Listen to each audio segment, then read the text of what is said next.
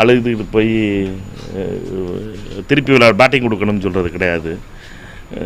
இது வந்து தேர்தல் கமிஷனால் நடத்தப்பட்டு தெளிவாக நேர்மையான அதிகாரிகளால் வாக்கு எண்ணப்பட்டு